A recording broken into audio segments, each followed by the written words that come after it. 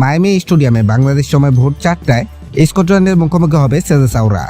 কাগজে কলমে ম্যাচটি যতই স্বাভাবিক মনে হোক, বাস্তবে এর গুরুত্ব অনেক বেশি। কারণ গ্রুপে শীর্ষ স্থান ধরে রাখতে না পারলে নকআউট পর্বে ব্রাজিলের পথ আরও অনেক কঠিন হতে পারে। তবে ম্যাচের আগের আলোচনার বড় অংশ জুড়ে আছেন একজনই, নেইমার জুনিয়র। চোট কাটিয়ে ধীরে ধীরে অনুশীলনে ফিরেছেন ব্রাজিলের এই তারকা, কিন্তু তাকে নিয়ে কোনো ধরনের ঝুঁকি নিতে চান না কোচ কার্লো আনচেলত্তি।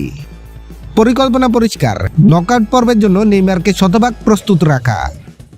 গ্লোবো স্পোর্টের প্রতিবেদনে বলা হয়েছে, এই কারণেই স্কটল্যান্ডের বিপক্ষে শুরুর একাদশে নেইমারের থাকার সম্ভাবনা নেই বললেই চলে। তবে সমর্থকদের জন্য আশা পুরোপুরি শেষ হয়ে যায়নি। সাম্প্রতিক দিনগুলোতে তার শারীরিক অবস্থার উন্নতি সন্তোষজনক হওয়ায় ম্যাচের কোনো এক পর্যায়ে বদলি হিসেবে মাঠে নামার সম্ভাবনা রয়েছে। যদি তা হয়, তাহলে বিশ্বকাপের মঞ্চে নেইমারের প্রত্যাবর্তনের আরেকটি অধ্যায়ের সাক্ষী হতে পারে মায়ামি।